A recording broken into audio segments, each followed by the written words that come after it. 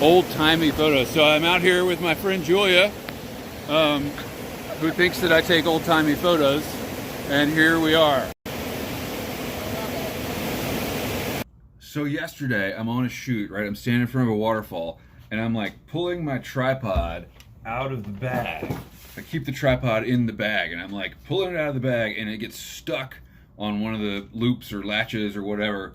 So I just kind of yank it real hard, and just bam, right there in the mouth.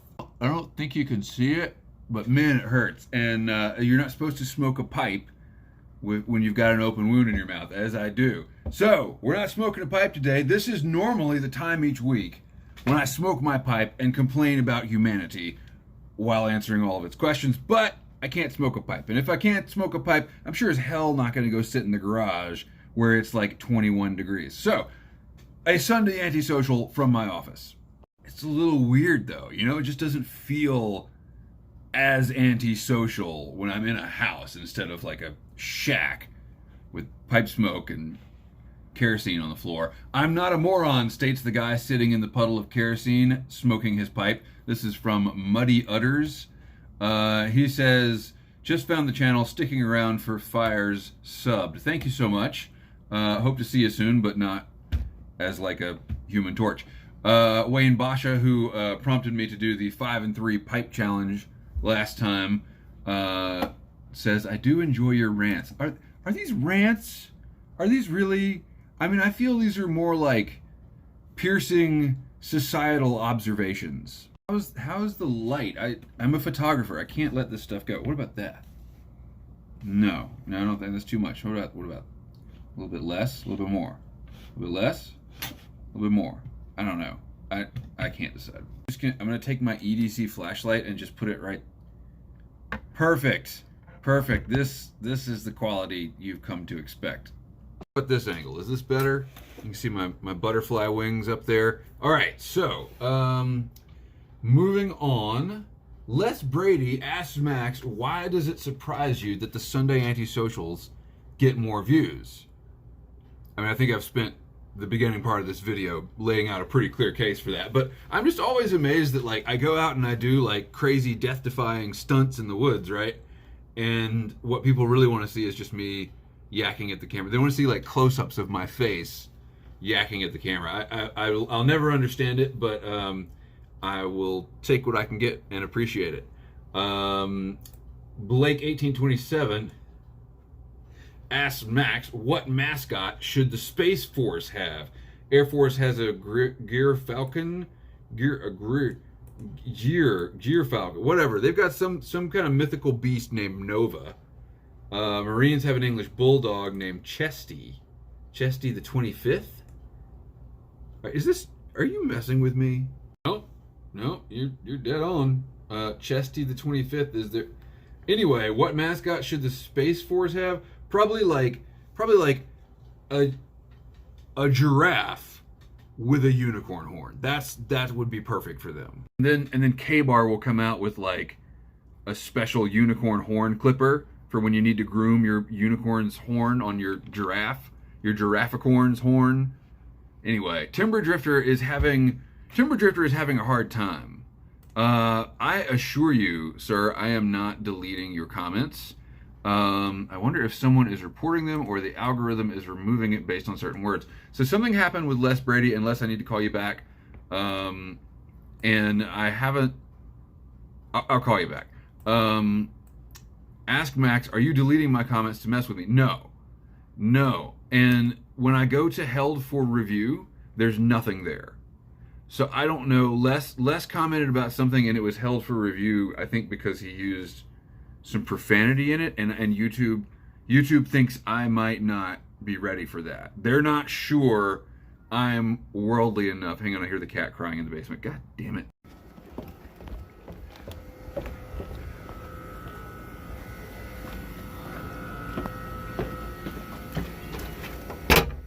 What are you doing? This is why we don't let you outside at night. Now she's pretending that she doesn't want to sit in my lap. She's like, yeah, I've been freezing my ass off for 6 hours now, but your lap, no, not good enough. So yeah, we let her out at night because she wants to go, and then she gets cold, I guess, and hides in the basement where it's warm, and then we go like do laundry or something and close the door and not knowing she's in there. Anyways, it's like a daily occurrence. Anyway, Les's comment was held for review for like weeks or something, and there was nothing in my, like, every week when I do this, I check my held for review tab in my YouTube Studio dashboard or whatever the hell you'd call this. And for those of you who don't who don't do it this way, like, if there's a better way to respond to comments, please let me know. Andy Walker asks Max, with the UK just vaccinating 15 million over 70 years old and healthcare workers, which accounts for 23% of the population, and giving the horrific death toll in the US 120,000. 120,000. Come on now, those are rookie numbers. You got to get those numbers up. How has the new president changed the way COVID is being addressed in your country? We are very quickly slipping back into complacency, which will inevitably result in more deaths. I don't know that I'm qualified to answer this because I am not paying attention to what the president is doing at all. I know that he's mandated masks on federal property, and this impacts me a little bit because the Blue Ridge Parkway, it's basically the conduit to everywhere I go when it's not closed in the winter. It is federal property, and therefore, if I don't take a mask, I could be fined or jailed or whatever they do to people that don't. And okay, whatever. I people should wear masks, right? But why don't they do that like downtown on federal property? There's plenty of federal property in cities. Like, why aren't they? Anyway, I don't want to be made an example of. So, I think that President Biden is taking it more seriously than I'm sitting here browsing Drudge Report while I talk about this. Taking it more seriously than Trump did, obviously, because it would be hard to take it less seriously. And the more we learn, the more it seems like Trump was actively trying to make it worse. So, I mean, not necessarily in the beginning, but then as things, I mean, what we're hearing from Fauci, the worst possible president to have during this crisis, or any time really. And so at least Joe Biden is like, kind of moves the needle back to the center on it, I guess. I don't know what more he could be doing.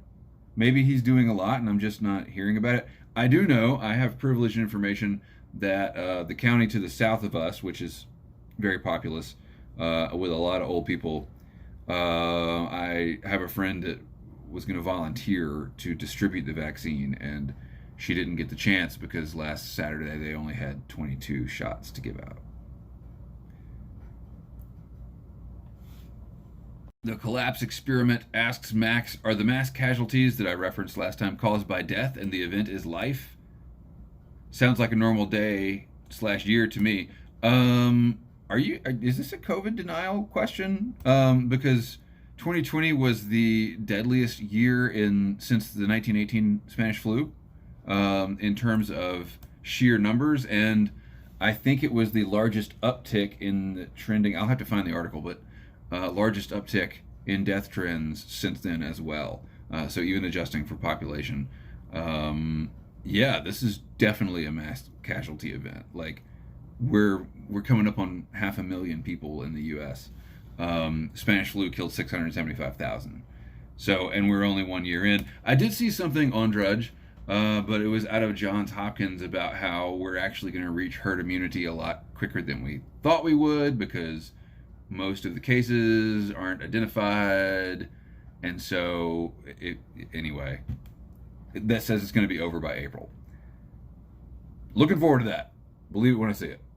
All right, we're going to need some window light for this segment because Cephas McFur67 says, show us the knife. I got a new knife last week and mentioned it, and he wanted to see it. So the new knife that I got, hang on one second. This is my old knife, and I actually have a video coming out on the gear that I take in the woods. This is my current main knife. It's just a Mora Companion, and I love this knife very much, but I when I'm striking a fire steel with the knife, I tend to put my thumb too damn close to the edge, and it has resulted in some mass casualties to the tip of my thumb there. In very embarrassing situations too. Like usually when there's a lady around is when I cut the shit out of myself with a knife. And so I had a backup Mora companion I gave away a couple of weeks ago. So I bought myself another backup knife, and it is the Mora Robust. And the reason I chose this one is compared to the companion, man, if I make it to the end of this video without slicing my finger off, it's gonna be a miracle. The blade is taller. It's longer.